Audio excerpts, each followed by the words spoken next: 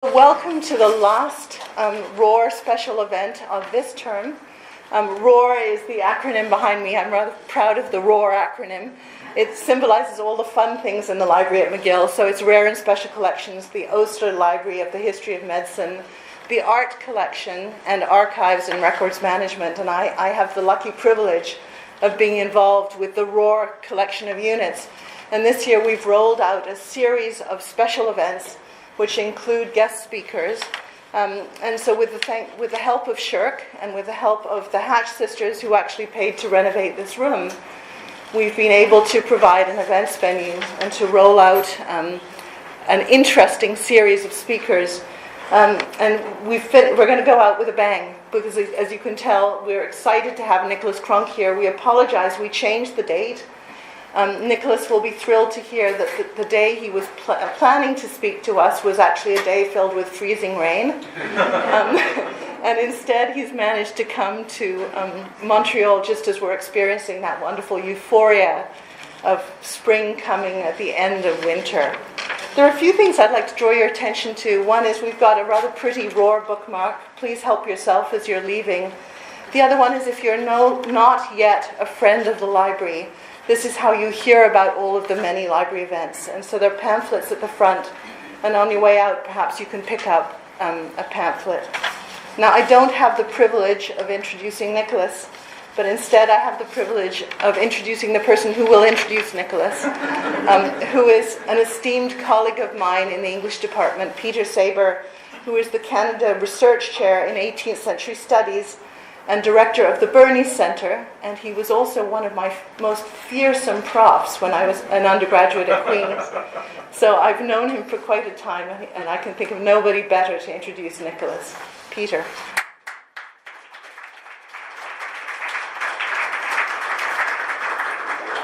Well, Natalie Cook was one of my most fearsome undergraduates, and I'm still recovering from the experience of having her in my class. And I want to start by echoing her remarks, basically. Pangloss was surely right. This is indeed the best of all possible worlds.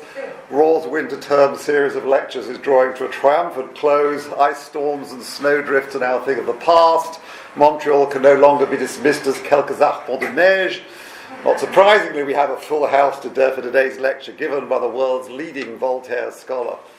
It's a real pleasure for me to introduce Dr. Nicholas Cronk of Oxford University, whose research on the French Enlightenment, on the history of the book, on critical editing, and of course on Voltaire has been internationally acclaimed. At Oxford, Nicholas is a Fellow of St. Edmund Hall and Professor of French Literature. Since 1997, he has been Director of the Voltaire Foundation at Oxford, and since 2000 he has served as General Editor of the œuvre complète de Voltaire.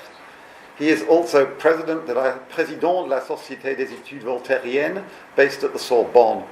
In England, he is a Fellow of the Royal Society of Arts. In France, he is Officier des Palmes Académiques and Chevalier dans l'Ordre des Arts et des Lettres. Professor Cronk's publications are so numerous that I suspect he is really an entire French department. He is the creator of Electronic Enlightenment, a huge digital project distributed by Oxford University Press. He is the author of over 20 monographs and critical editions and more than 120 articles and essays. These numbers are staggering, but they don't include the massive contribution he has made to the complete works of Voltaire. As general editor, he has seen over 90 volumes of the collection through the press, and he is responsible for a further 15, which will complete the entire edition. Nicholas is also the co-editor of 2 major series within the collection and the editor of some 20 individual volumes. I tried to add up the total, but lost count. I'd like to draw attention to just 2 of his publications from 2017, Voltaire, a very short introduction, which distills a lifetime of research into a single compact volume, and an edition of Voltaire's 1765 Nouveau Mélanges, of which we'll be hearing more from him today. And I shall conclude with good news. Nicholas tells me that this year we'll see the publication of his edition of Voltaire's autobiography, Commentaire historique, which has never been previously edited. And a year later, his edition of Voltaire's Lettres sur les Anglais will appear. That means that by spring 2020, the complete works of Voltaire will be completed at last, and a large celebration, he tells me, will be held. Voltaire will be the guest of honour, Rousseau will not be invited. The title of Professor Cronk's talk this afternoon is Voltaire and the Art of the Miscellany. Please join me in welcoming him to McGill.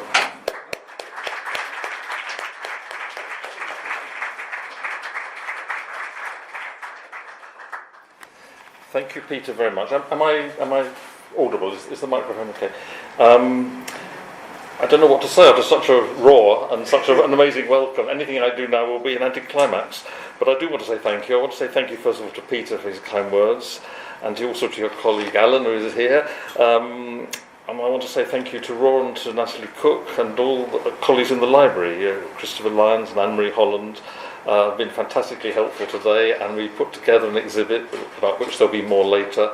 And would that be better if it was higher? Is that? Maybe if we move it just a wee bit Or a closer. bit closer, yeah, okay. How is that? Is that better? Good, okay.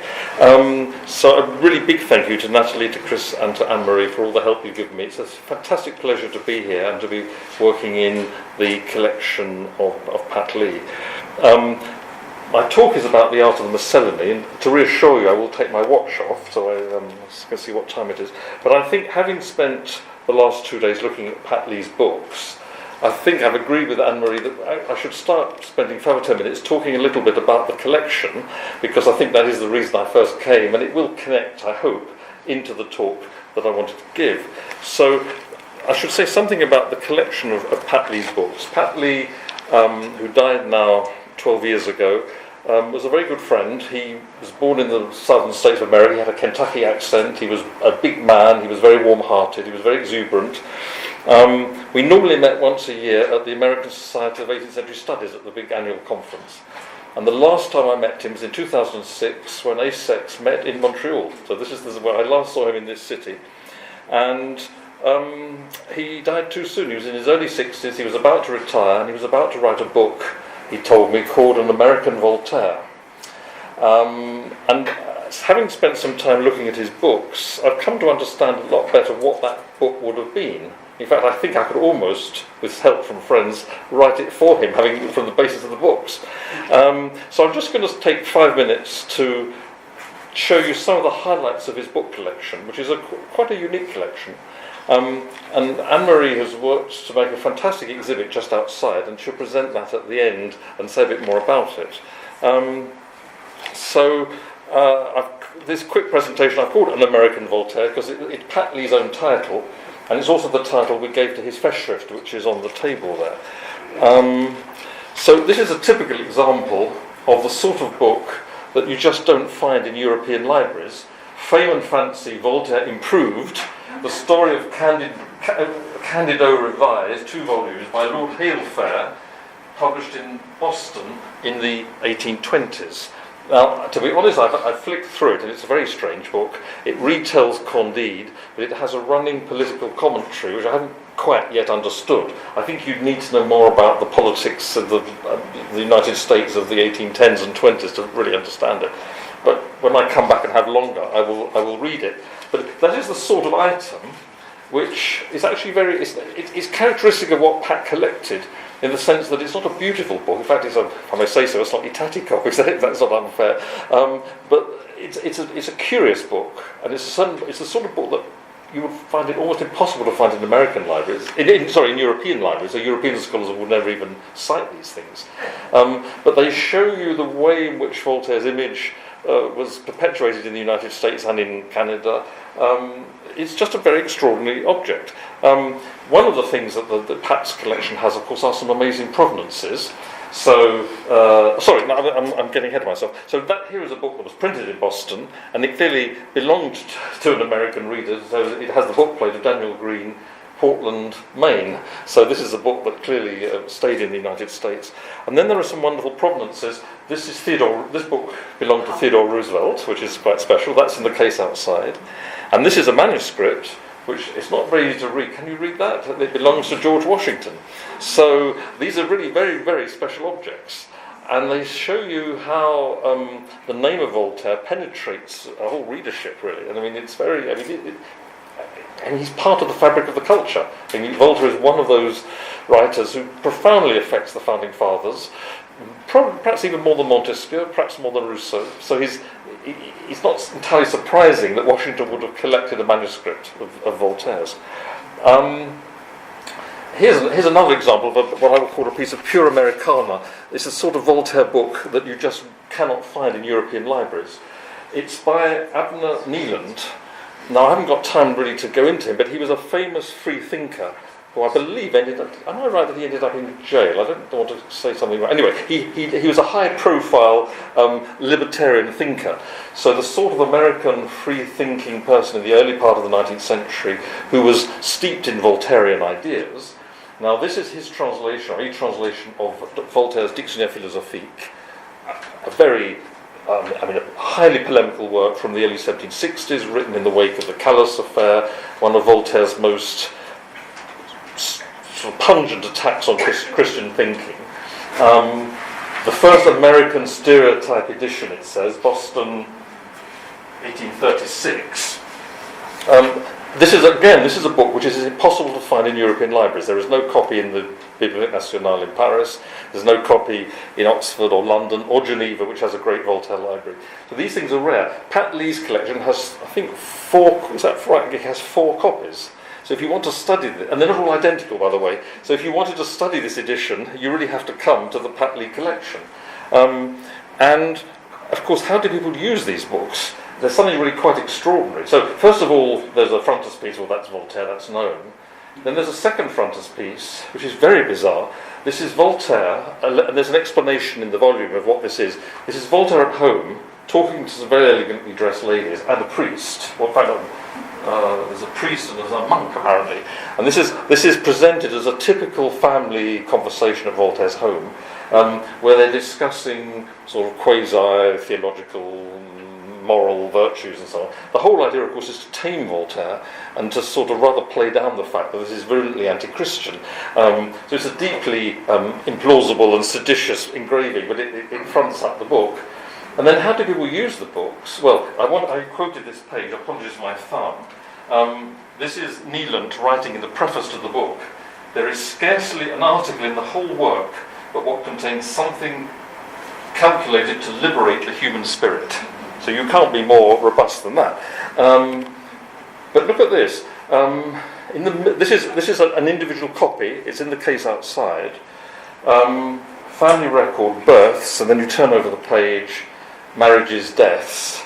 So, of course, at this time it was quite common to have a family Bible, into which there were blank pages where even if I think a very modest family would write down the names of births, marriages, deaths, and it was passed from generation to generation as a family record. But of course it was a Bible. Someone has taken Kneeland's Voltaire's Philosophical Dictionary. They have tipped into the middle of the book. I think it must be a tip-in because the pages are a different quality and size. They've tipped in these blank pages and they've turned Voltaire's anti-Christian polemic into the family Bible. And that was done by an American in the first half of the 19th century. So it's a very interesting use of the physical object. And I think that is a really unique object, and that was in Pat's collection. I'm going to move quickly now. I don't want to spend too much, but you can see these things more. And if you have questions afterwards, Anne-Marie will also talk about these things. This is one of the most famous books printed in the United States in the 20th century, I think it's fair to say, for bibliophiles. It's the edition of Condé, published by Random House, 1928, illustrated by Rockwell Kent. Extremely famous book. Every great bibliophile wants to collect the first edition. There are lots of reprints.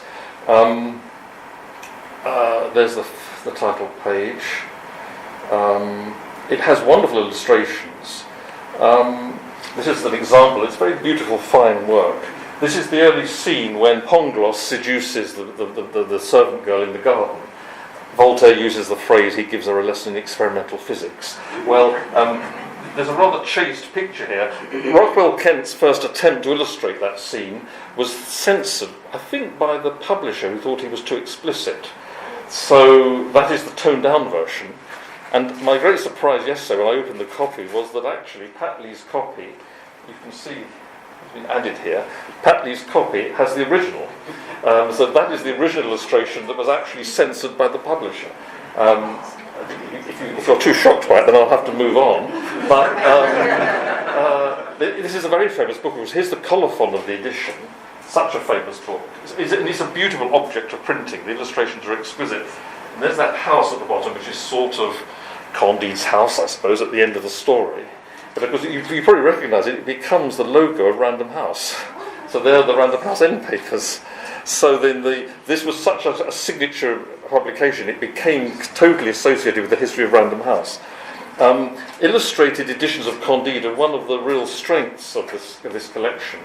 And what's interesting is that European collectors would have, there are many famous illustrators in France, Germany in particular, of Candide, but there's a whole American tradition too. So that was Rockwell Kent, 1928.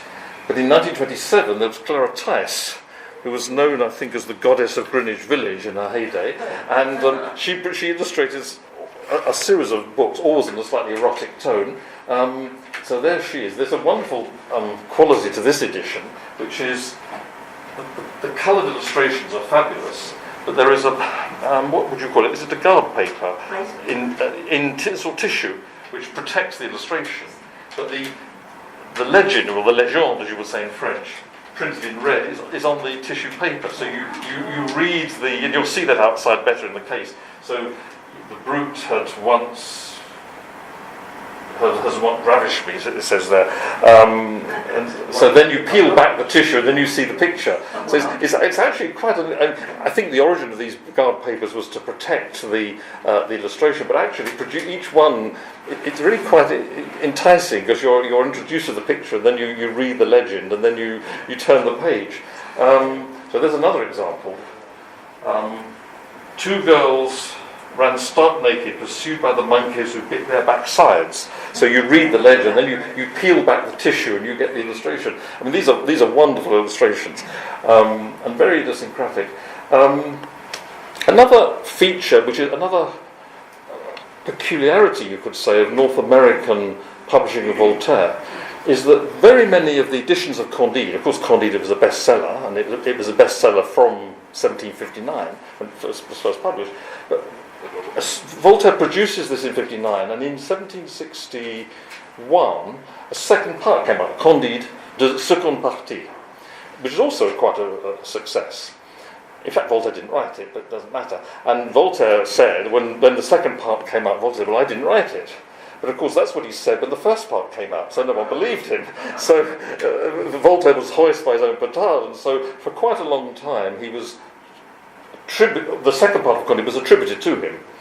And eventually it became clear it wasn't by Voltaire, I think in the early 19th century. So Europeans at that point, when they printed Candide, stopped including the second part. For a reason which I'm not clear about, but in the United States they kept on reprinting Candide in both parts. When this was absolutely no longer the practice in Europe. And this went on until the middle of the 20th century. So it's very interesting. So there's a particular specificity to the North American way of printing Candide. Now, various reasons, so including this Clara Tice edition of 1927, she illustrates both parts, and which is not at all the case when you look at the European illustrators like Paul Klee or others.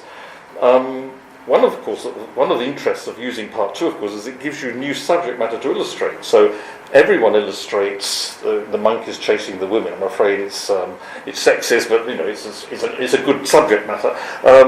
But Clara Tice has this. Resolve to satisfy me. At the beginning of part 2, Candide arrives, all naive, and meets a Persian. He's poor, he's starving, he's bruised, and the Persian treats him with great luxury, and Candide can't believe his luck.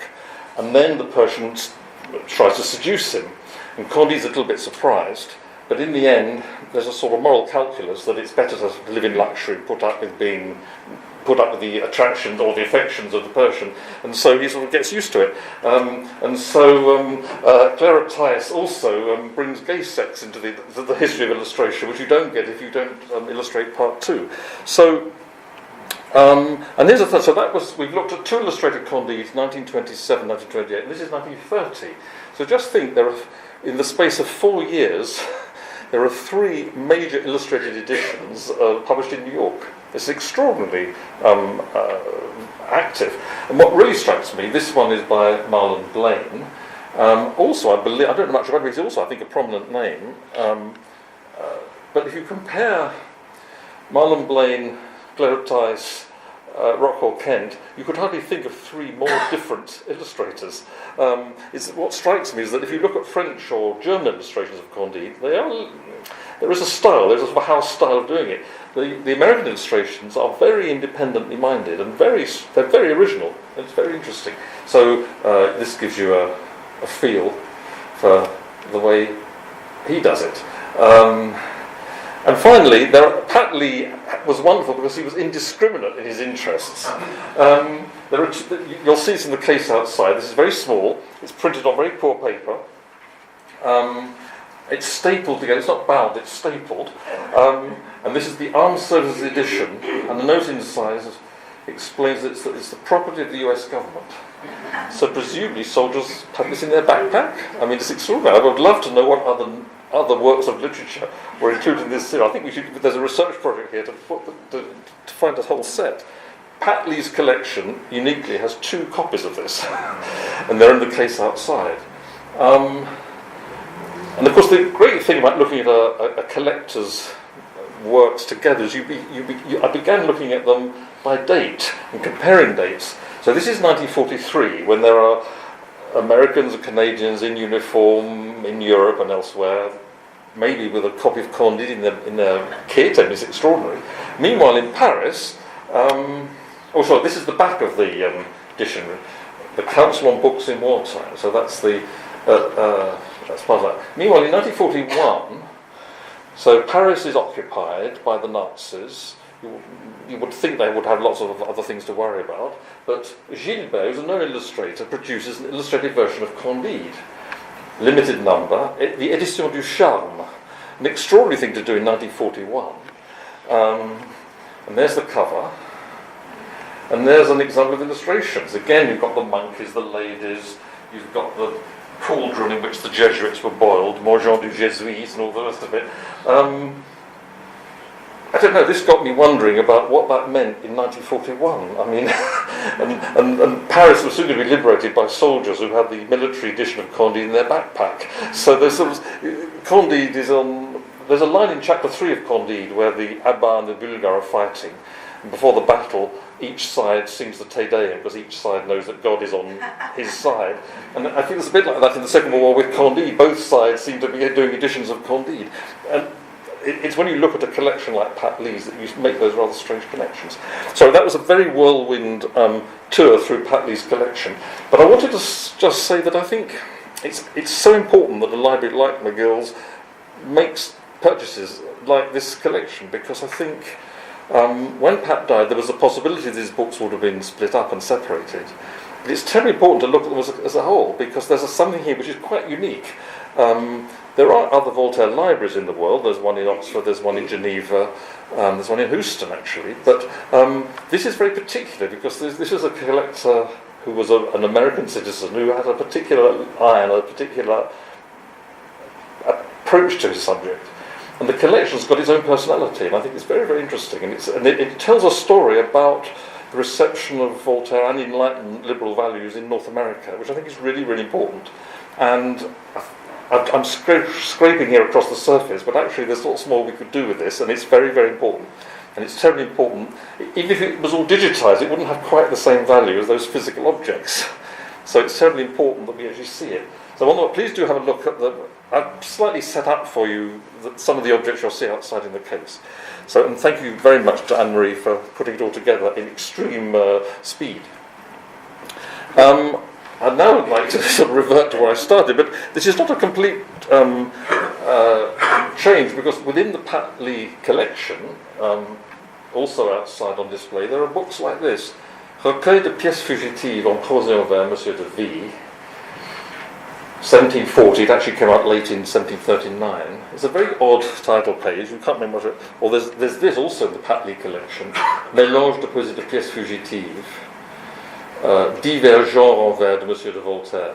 And the question is, these are very strange books. So they're not books that are very. They're not titles that are really very familiar to us. And yet these sorts of titles appear in all Voltaire collections, as they do in Pat Lee's collection. So, I wanted to begin by with a sort of thought experiment. Imagine we were to go to a bookshop in the 18th century, and we were to think about and simply see what they had on sale by Voltaire. So this is I couldn't quite find that this is a 17th century bookshop, but I think it will pass for an 18th century bookshop. So imagine you can see there are books on the shelf, but they're turned round. The spines to the back of the shelf, and the pages are to the front. Most of the books are actually in these drawers. It looks as though he's selling sheets, gathered collections of sheets. You're certainly not buying books which are carefully bound with the spine facing outwards. If you'd gone into a bookshop, so should we say in The Hague in, should we say 1770, and you said, what have you got by Voltaire? What sorts of things would they have given you? Well, they might have given you Candide. They might have given you the Essai sur les mœurs, or the Siècle XIV, or those are titles we get. For the most part, what they'd have given you will be things that, to us, are probably not very familiar. You might have got that, or that, Le Portefeuille trouvé tablette d'un curieux. You might have got the Recueil de Fantaisie Parisienne. They might have given you the Conte de Guillaume Vadet, L'Évangile de la Raison, ouvrage philosophique, the Recueil nécessaire, Le Philosophe ignorant. That's a title that might be a bit familiar, but I'll come back to it. The L'Évangile du jour. If you look at those titles, it's quite defamiliarising, but those are the books that were actually being sold in the 1770s by Voltaire. So in other words, even the titles that we've got in the œuvre complète de Voltaire don't entirely correspond to the containers in which the texts were sold in the 18th century. So I think it's fair to say that critics have studied Voltaire's texts as individual objects, but we haven't been so concerned to look at the forms in which the texts are presented to the public. And so the argument really of this talk is to say that studying the physical makeup of Miscellanies is really part of understanding what Voltaire does. Now, of course, I appreciate that the Miscellany in the 18th century is a huge subject. Pope and Swift, for example, I know are very important in that area, and I would like to know more about that. The French also have a tradition of publishing Mélanges. D'Alembert publishes Mélanges, for example. But I think what Voltaire does is significantly different from other French contemporaries. The first thing to say, of course, is that Voltaire is a very skillful writer of short form. He hates length. He loves things that are short, always. René Pommel, the great French Voltaire scholar, who wasn't famously funny, he had one joke which he used a lot. He said Voltaire is interminably brief, and it's a good line.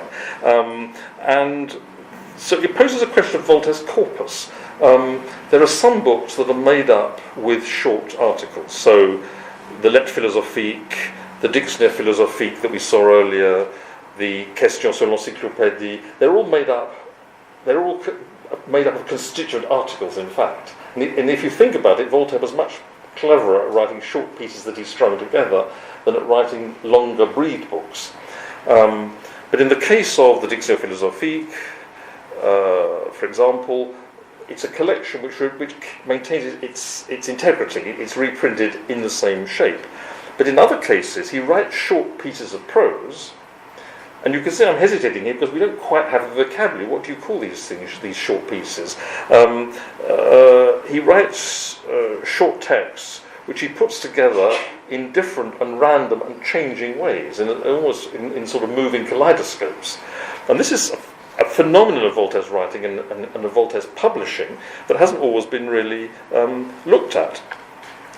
Or, there's an exception. There's one subset of these short texts that have been looked at to death, and that are the texts that we call the contes philosophiques, the ones that are slightly more fictional, or even very fictional. And all my students think that the conte philosophique is a sort of genre invented by Voltaire. It isn't. I mean, Voltaire writes these short apologue fictions, but he mixes them up with dialogues and satires and all sorts of short prose pieces, verse pieces. The idea that the conte could be separated as a separate group is something that emerges really in the 1890s and early 1900s when Voltaire, as a result of reforms in education under the time of Gustave Lanson, Voltaire is being taught on school syllabuses. And the Code philosophique is an invention for teaching Voltaire to school children and to university students. So it's slightly, it's a distraction from the real problem of understanding the short text that Voltaire specialises in.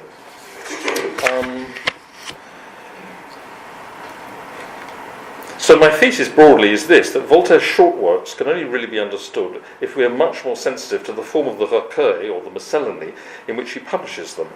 And these recueils are of many different types and pose all sorts of different problems. For example, to begin with, who is responsible for putting the recueil together?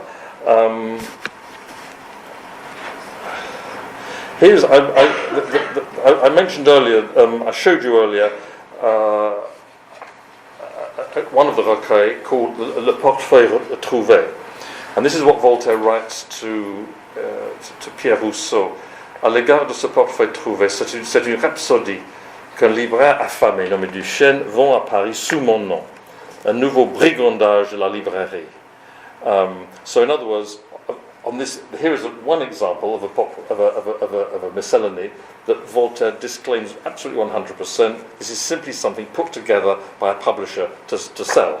So at one end of the spectrum, these are just marketing conveniences which have nothing to do at all with Voltaire. But of course he's famous, therefore they sell well. But let's take something, and here's another example. The recueil de pièces en vers et en prose par l'auteur de Semiramis. Well, of course, the auteur de Semiramis is, of course, Voltaire. And this is what the book contains. Philosophical poetry, a conte, 2 little essays, another conte at the end. This was not put together by Voltaire. This is a publisher who found 5 or 6 totally disparate things, poetry, prose, stories, philosophy, bungs it together and sells it. And these books sold. People wanted, and again they sold partly because Voltaire has a brilliant style. He writes briefly. These are short pieces. They're very easy to read. And people liked the aesthetic of variety, where you had a mixture of serious, less serious, comic, prose, verse. So Voltaire, to some extent, well, that's the question. Is he just a victim of this, or is he a willing victim? Does he, to some extent, does it help his cause to be republished like this? And there are lots and lots of these recueils. There's a list of some of them there, which I found simply in the catalogue of the Bibliothèque Nationale. None of those are constructed by Voltaire. These are all just titles that were put together by publishers that absolutely flooded the market in 18th century France. Voltaire himself also creates Mélanges. I mean, he produces various groups of texts, which he and uses himself the term. I think Mélanges is the nearest I can get to the English Miscellany, and so Voltaire himself does use this title. But again, these are bibliographically extraordinarily complicated. They've never really been unravelled, and partly the work of producing the complete works of Voltaire has forced us to go back and examine this. So if we take the second title, the Nouveau Mélange philosophique, if you look that up in a standard bibliography like Benjesco, it will say Nouveau Mélange philosophique from 65 to, I forget now, 1780 or something, a date beyond Voltaire's life, in 17 volumes. In other words, Cramer in Geneva began publishing something called Nouveau Mélange. These are miscellanies, mixtures of texts, and it was a huge publishing success. It made money for the printer, so they went on bringing out volumes, and for probably nearly 20 years after 65, they kept on producing Nouveau Mélange Volume 4, Volume 5, Volume 6, Volume 12, and many of these are in the Pat Lee Collection. When we were editing the works of Voltaire from the early to mid-1760s, and we were editing all these little itty-bitty little prose texts, all done by different editors, and I was trying to make sense of the publishing history. I began to realise that a lot of the new texts, in volumes 1 and 2 of the Nouveau Mélange, which came out in probably 64, late or early 65, these were texts that Cramer was republishing. They were texts that were already in print.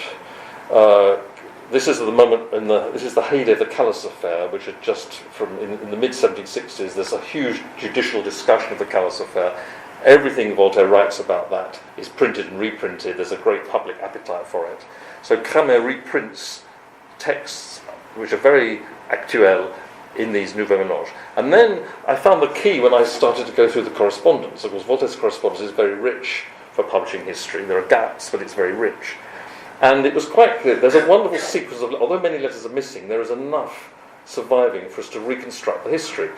And it is clear that Voltaire says to Cramer, I'm not entirely happy that you're just reprinting all these things that I've already published. Because he was, although on the one hand he wanted to be before the public, he's becoming a celebrity, and the more times you're printed, the better that is. There was also some criticism. There were certain people who wrote letters to newspapers and journals, well, they were journals, saying, Voltaire keeps mixing up new things and old things. I have to keep buying the same text more than once. There was a slight suggestion he was defrauding the public. So Voltaire says to Cramer, I don't want this to be a 2-volume edition. I think there should be 3 volumes, and I'll give you the material. And you can then trace the history. And so you can see that Cramer intended to publish the Nouveaux Mélanges in 2 volumes. Voltaire says no, we'll make this 3 volumes, and the 3rd volume will be all new stuff. And he churns out, within the space of about 3 months, he churns out several hundred pages of small polemical texts. They're not necessarily very original, in the sense there aren't lots of new ideas, but it's all his traditional ideas re-served up in a new, effective, attractive, punchy, polemical way. So the Nouveau Mélange as a set is really nothing more than a publisher's convenience, except for Volume 3. And Volume 3 is in effect a new work by Voltaire, with its own preface, and its own aesthetic, its own structure. It has a political coherence, it has an aesthetic coherence. After that he gave up, and Volumes 4 onwards are just publishers' conveniences again. So that there's a very complex history, and as I began to work this out, I decided that Volume 3 of the Nouveau Mélange ought to be a volume in the Œuvre complète de Voltaire, and that was what we brought out last year. So we've called it, the volume is called Nouveau Mélange 1765, and then of course I've written an essay at the beginning to present it. But effectively what we've done is we have rather than publish all these individual texts separately, we decided to, as general editor, I decided to recreate Volume 3 of the Nouveau Mélange. So I've written a general introduction as well as specific introductions by different scholars to each of the texts.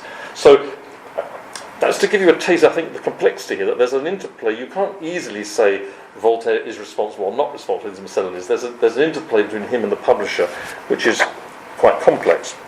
Now, I've just briefly lost my place, so I ought to find it. So one of the questions you could say about Miscellanies, the first question really was authorship and the role of the publisher. Another question will be to say, if you have a miscellany of different texts, to what extent is there any unification in it? I mean, there doesn't have to be, but is there any sort of unity in the way that these texts are brought together? One of the things I've noticed, and this has not been discussed by any critic to my knowledge, is that Voltaire uses the publication of plays to make miscellanies, and that's, as far as I'm aware, but I'd be interested to know of other examples, that is completely unique to Voltaire. So anyone who's studied 18th century theatre knows that there is a complexity in the way plays are published. You often don't publish a play, in fact you normally don't publish the play before it's performed, you normally keep it a secret when it's performed, and you then publish it perhaps the year after it's first performed. Very often what you publish is not quite what you perform. So in the case of Beaumarchais' Marriage of Figaro, for example, there's a text which is performed on stage in 1784, but the text that is printed in 1785 is a much more cleaned up literary version, and not the text that the actors performed. Voltaire publishes his plays, so he's a great man of the theatre, but he also is read so that his theatre has a double audience. His theatre has the audience in the theatre building, but it has the audience of readers who sit at home in the French call it théâtre de fauteuil, I think sometimes, who read theatre at home. But what Voltaire does, which I think is unique, is that he publishes his plays and surrounds them with other little short texts. And occasionally they're connected. So Octave et le Jeune Pompée, a rather bad Roman tragedy by Voltaire, he puts around it little essays about Roman history. So there is a certain unity in the collection, though the texts are different. But Les Lois de Minos, 1773, which is a really bad play, I mean, he was losing his grip, theatrically speaking, by the time he was in his 70s and 80s. But perhaps he feels the play won't quite sell on its own, so he surrounds it with a whole series of little stories and poems and essays. So when you bought Les Lois de Minos, you were buying basically an anthology in which the play was just the leading text. So that's quite an unusual way of presenting plays, which has never really been looked at by scholars. Now here's a text I mentioned earlier, Le Philosophe Ignorant. Again, it's a text from what you might call the heyday of the polemical campaigning Voltaire, the 1760s. It's a text which is familiar to us. It's available in lots of paperback editions, in Garnet Flammarion, Livre de Poche, and so on. Except that, if you look at this first edition of 1766, it's completely different from the text that you would buy nowadays in the paperback. The text that you buy today simply has the first of those 5 titles, and it's a set of fragments, and it's often quoted as one of the... It's often used by teachers, actually. I've often lectured on it, because if you want to talk to students about Voltaire's scepticism, this is a very good text. It's a series of fragments that basically argue for scepticism. But that isn't what Voltaire published. What Voltaire published was this anthology. The Petite Digression and the Aventure Indienne are 2 little texts. They're not great texts, but they're texts that we would nowadays put in the category of conte philosophique. They're 2 little fictions. And they're 2 little tales that basically show, in a comic vein, the stupidity of prejudice. In other words, you have you 2 little comic stories that explain why, as it were, not applying the philosophy of Le Fils de Vigneron leads to foolish and sad consequences. The Petit Commentaire de l'Ignorant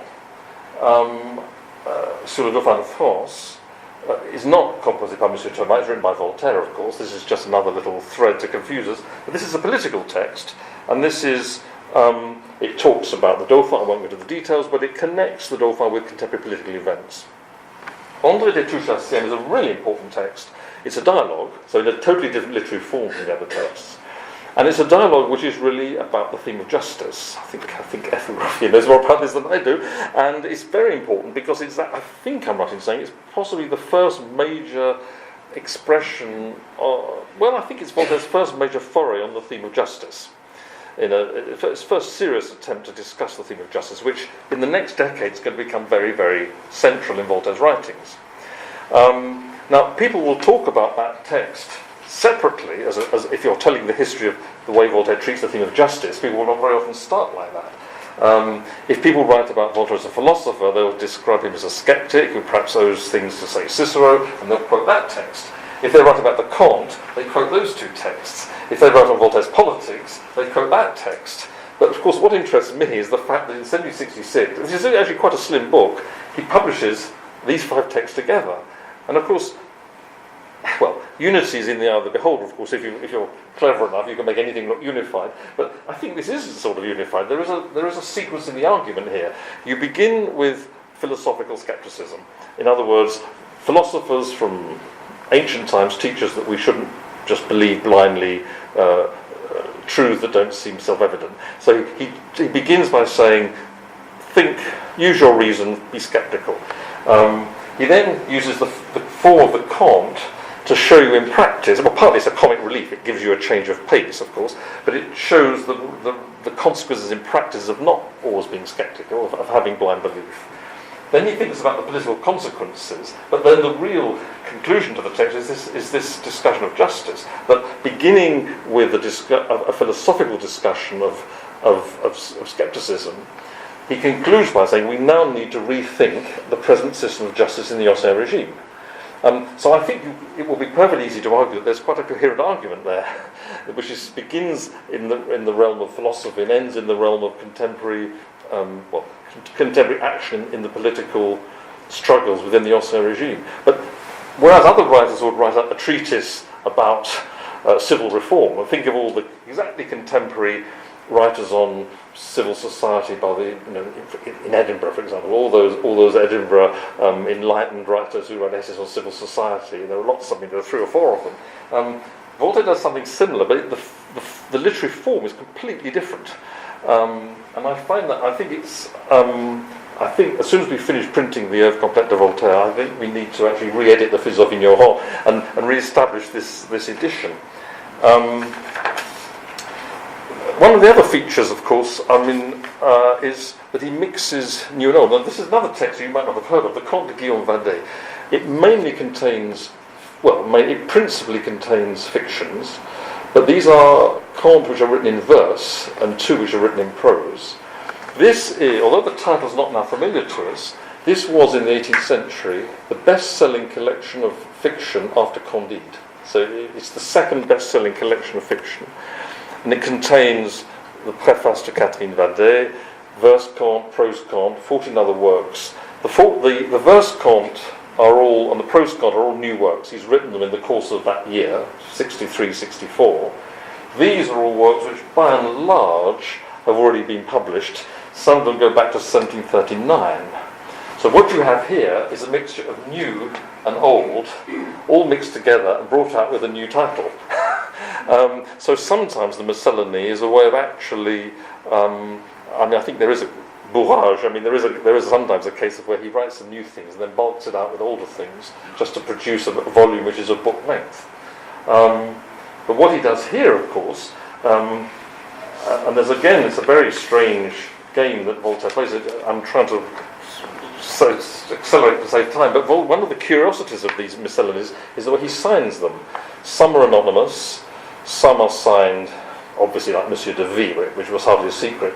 But look at what he does here with the... I mean, there is no one in the 18th century who uses pseudonyms with more panache than Voltaire. There are hundreds of pseudonyms, and sometimes he uses pseudonyms in such a way that he might as well have signed it. I mean, when a book that appeared signed by the Archbishop of Novgorod, everyone knew it was Voltaire. I mean, it was a game which the public got to know. But Vadé was a known writer, not Guillaume, but Vadé was a writer. He wrote in the genre poissard, which Voltaire despised. This was a sort of writing where you imitated the language of the funfair. So it was sort of the bourgeoisie that pretended to sort of s'encanailler.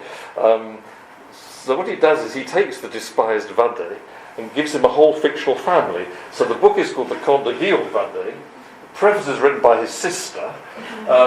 One of the texts, which is probably an œuvre of Voltaire, is written by another brother, Frère de Guillaume. He then invents something called Jérôme Carré, that's another invention. And then it gets more and more bizarre. The letter of M. Kupstorff, Pasteur de Enstadt, and M. Kikerf, Pasteur de Louftop. Well, obviously this can only be Voltaire. And the letter of M. Peter Erhard, he just simply throws the whole thing away.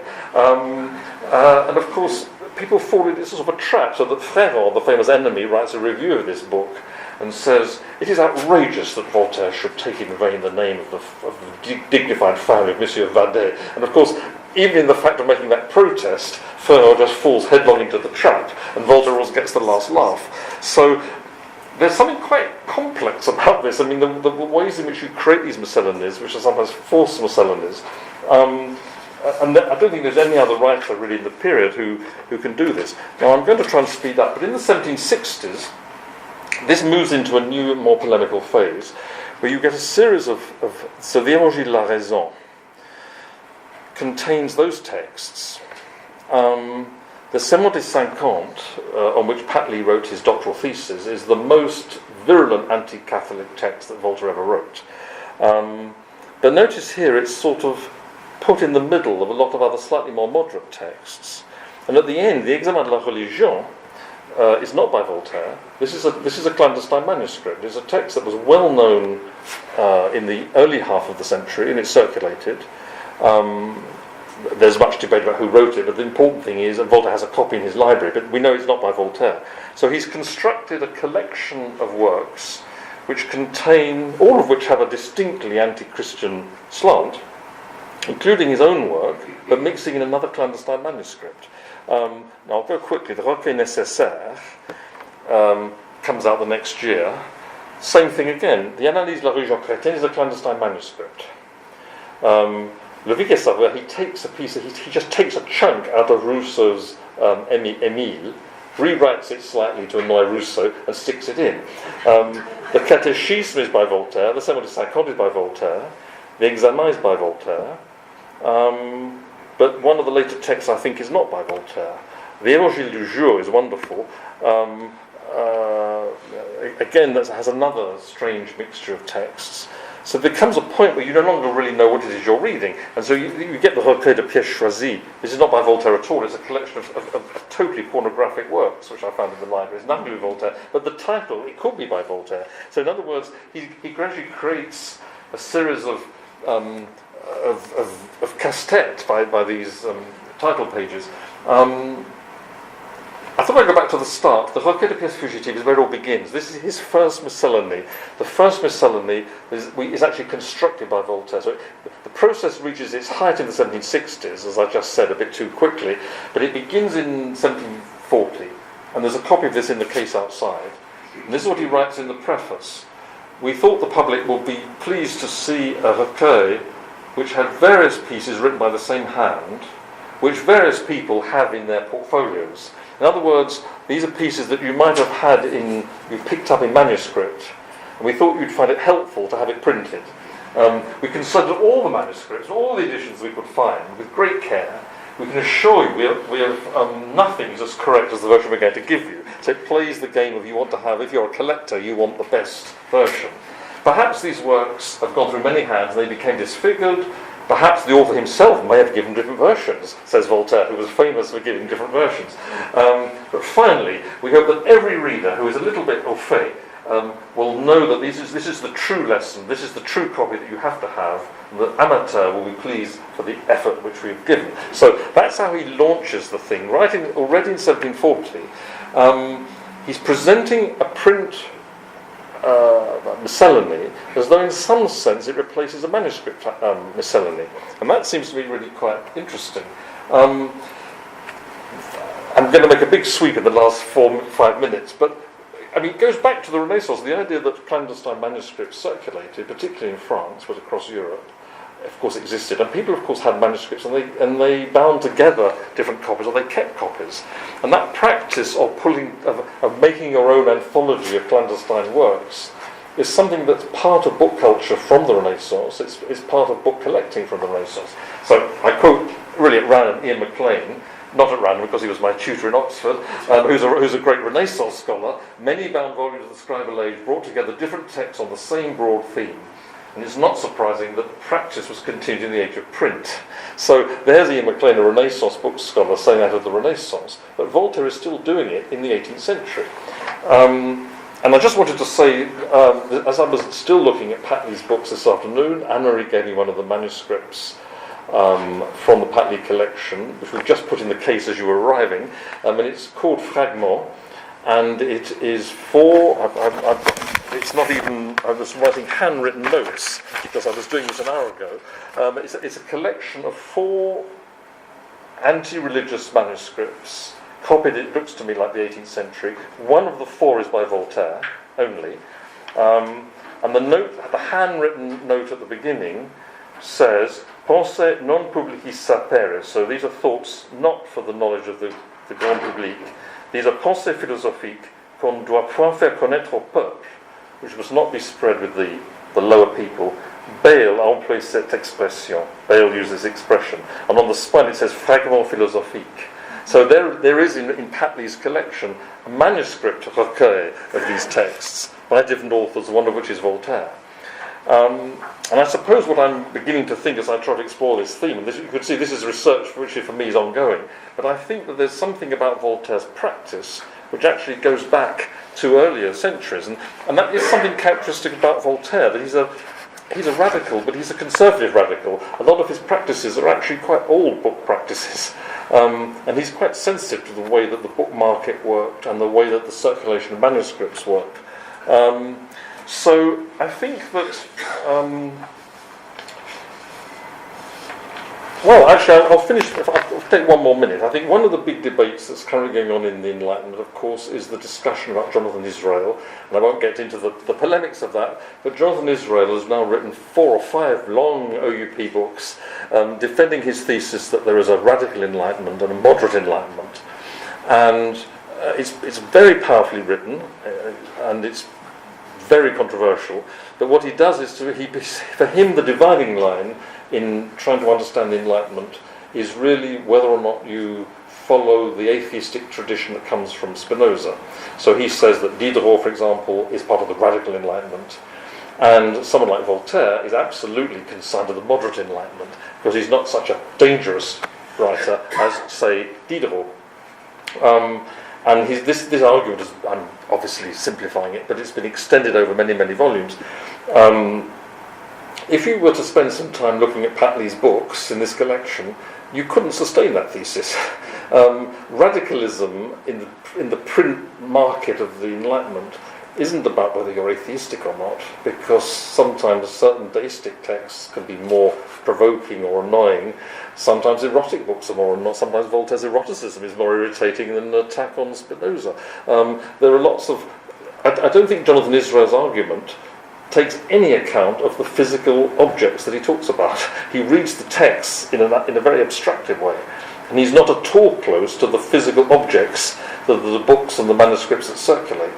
So I'm covering a lot of ground a bit too quickly there, but I think I wanted to say that I think the Miscellanies is an area of research that I would like to explore, and maybe explore with others. It's an interesting area, but I also think that you can only do it when you have access to great library collections, because you have to see the physical objects and what's going on, and even put together books and manuscripts, which is what you can do thanks to the Pat Lee Collection. So thank you very much.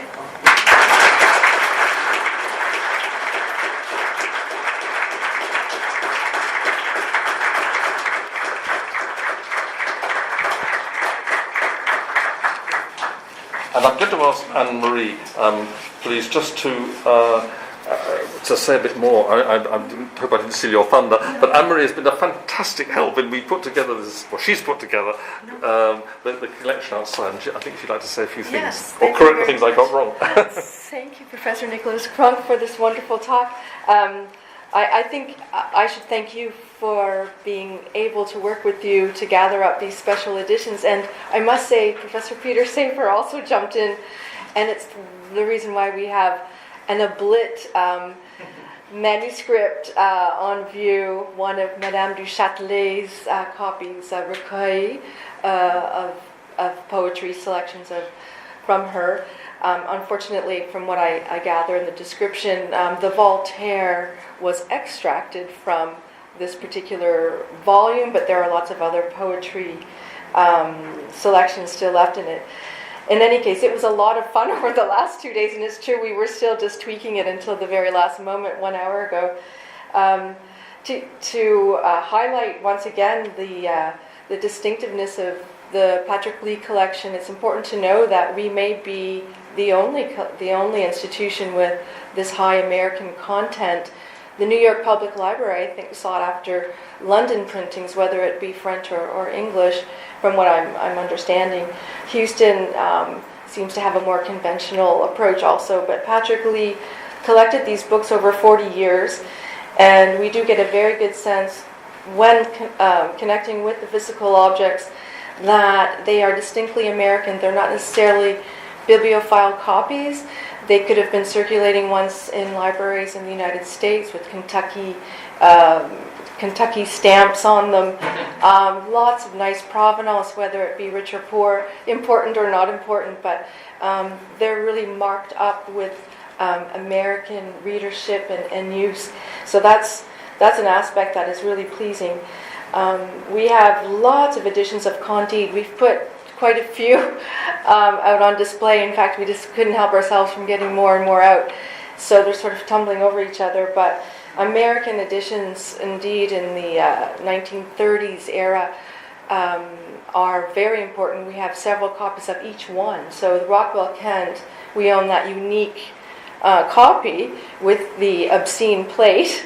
And we also own other standard copies of Rockwell Kent, and then further editions, and a new edition brought out in 1975.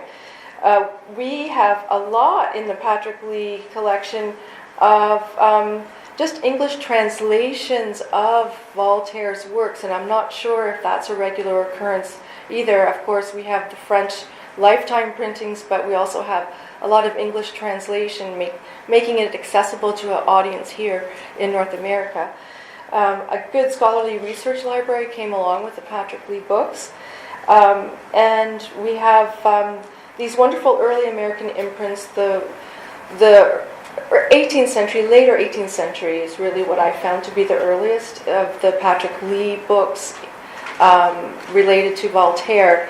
The Philosophical Dictionary to date has been the earliest American imprint, New York imprint.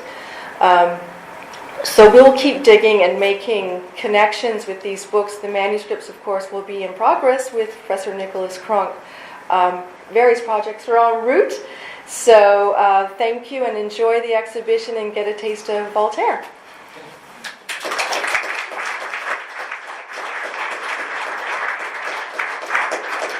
Professor Nicholas Cronk has very kindly agreed to answer questions. We have a few minutes. Okay. Back. Oh, sorry. Sorry, I'll take it. So there's a question at the back first. Yes. Oh, yes. Well, thank you for an interesting talk. You mentioned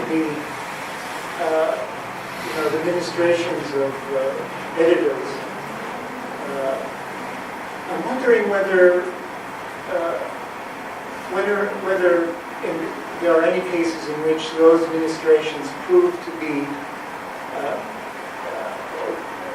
give the collections some coherence, perhaps, that was undreamt of by the author, or in which either they had a thematic coherence or some kind of the way they prepared the reader on some kind of trip. It's happened in the history of publishing. It's certainly many times that the interventions of the editors were actually positive, even if their actions were done for the most mercenary reasons.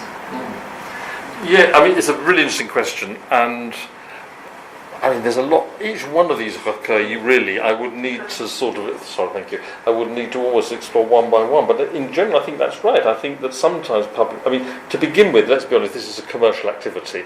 Voltaire, I can't emphasize how much Voltaire dominates the book market in the 18th century, not just in France, but in Europe. He is quite simply the most famous writer on the planet. And so he sells. And he doesn't want to make profit from the books. He's become rich by other means, by lending money and doing other things. So he doesn't need profit from his books at all. In fact, he's perfectly and equally happy if someone else prints him. What he needs is to be before his readership. And then something more happens. He's famous when he's young, but from the 1760s, he's more than famous. He becomes a celebrity. There's a new cult of celebrity. Antoine Lilty, the historian, has written a book about that in the last year or so. It's just come out in English. And the first chapter is Voltaire as the first, from the French perspective, modern celebrity. And of course, the price of celebrity is that, you're known by people. I think it's Chamfort, the Maxim writer, who says celebrity means that people know you and you don't know them. So that, you have to sort of be appealing to a bigger group of readers, or even perhaps a less educated group of readers, or a broader, deeper group of readers. And so he needs to keep being in front of the public. So the proliferation of the Miscellanies is one way in which the publishers are doing his bidding for him. But of course, what you said raises other questions, which is, sometimes a text can mean one thing in one context, but you reprint it. So a text might be about the Calais affair in 1764, but it's true that when someone brings it out a few years later, there are other judicial affairs, the Labarre affair, there are various legal affairs that Voltaire gets involved in, and when you reread the same text 10 years later, because it has a different context. So I think you're right. I think the texts do. It's in Voltaire's interest that these things keep being printed. And so the publishers of these Miscellanies are actually helping him. Any other questions? Oh, there's one. There's one at the back, yes. Well, I was just curious, you sort of delineated a corpus of works, illustrated works from New York in the 1920s. Yes. Works. That's many works in one single city, many very expensively produced works. What might have spurred the sort of peak of interest in New York? Yeah, it's a really good question to which I don't entirely know the answer, but it is. I suppose New York was a great centre for publishing. There were wealthy purchasers, and I think to some extent one edition probably spurs the competition of someone else. I suspect they might have inspired each other to some extent. I mean, there is a very long tradition of illustrating Candide because it's a text that has such surreal comedy that it lends itself to quite way out interpretations. So, and it opens up the way to lots of fantasy. But it is remarkable that in the space of 4 years there are 3 top artists produce 3 high-quality books in the same city. And the other thing also which I thought was remarkable is that in 3 very different aesthetics. If you were put, and that's striking. The Parisian editions are a little bit much of a muchness on the whole. The Germans have a certain period feel to them. I think there's real dynamism in the New York book market, I think. There was actually another question in the far back as well. Could you speak up? Is that Chris? Yeah, no, I was just indicating the other one, but I will make at least a partial follow-up to what you had just said.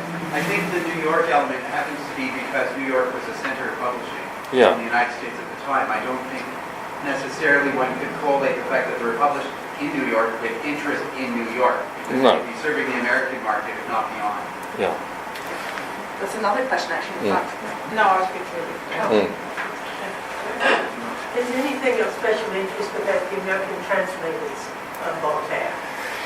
I don't know about. Because obviously the founding fathers were having trouble with French, but if you're going to have large numbers of American publications, there are going to be some translators somewhere.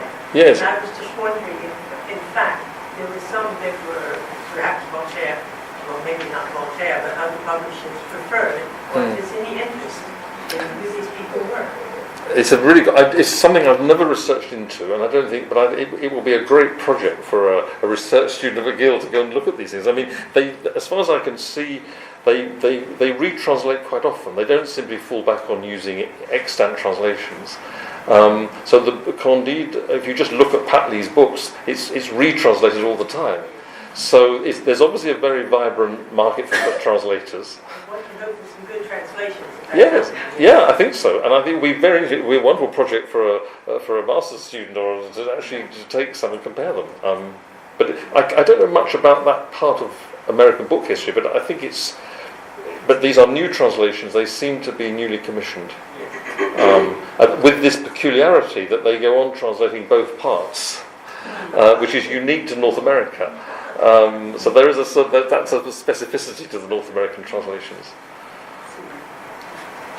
Thank you. Thank you very much.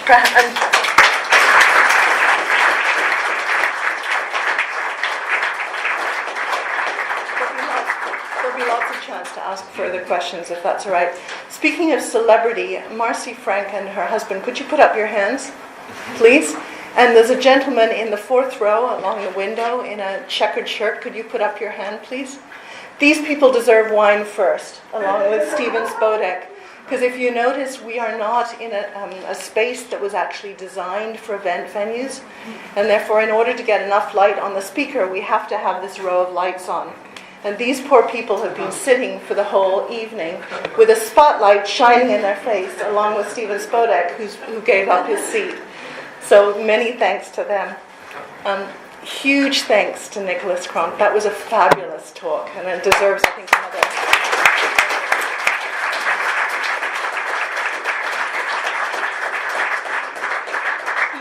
He's a victim of his own success. He's got a full house, so can't find a seat near the front so as to be able to sit at the moment. I apologize. Thanks, Anne-Marie, for setting up the exhibit. That was terrific.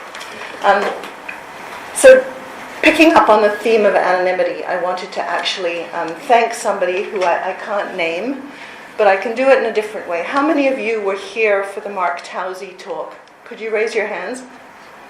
Mark Towsey recently came and spoke about Hume, and is a very generous and loyal friend of the library who has supported both that event and this event, as well as a number of others, and wants to remain nameless. But it's really due to that kind of loyalty and generosity that we're able to put on these kinds of events and bring world-class scholars who not only come and speak to you, but who are generous enough to write texts and descriptions that are going to go on our blog site, so that you'll be able to access some of the things that Nicholas and Mark Towsey say about the kinds of research our collections can support.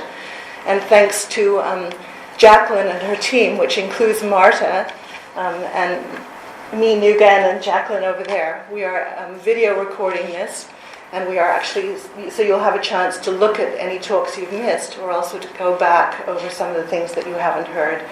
So huge thanks to that anonymous, generous donor, because it makes all the difference in the world. Thank you very much. And I move on.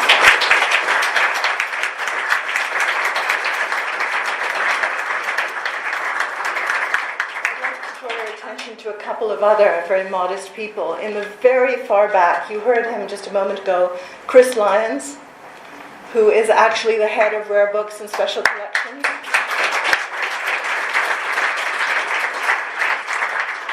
In an incredibly ambitious series of events, Chris has stayed late, he has helped to animate, he has made sure that doors are open and everything's worked. And his predecessor, Richard Ver, could you put up your hand?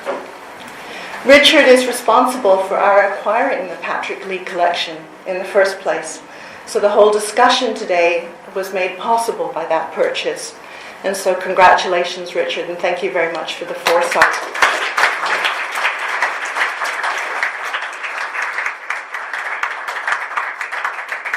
And last of all, that puts a close to our Roar season. Thank you very much for participating. As I say, do sign up and become a friend of the library so that you can get this information. And thanks to Jacqueline and her team, who've actually been outside getting a reception ready for you. When you go out, not only can you see the exhibit of the books that you've heard about, but there's a small reception in the area. Do take the time to speak to both to Nicholas Cronk and the Rare Books librarians, and welcome to the Roar space. Thanks.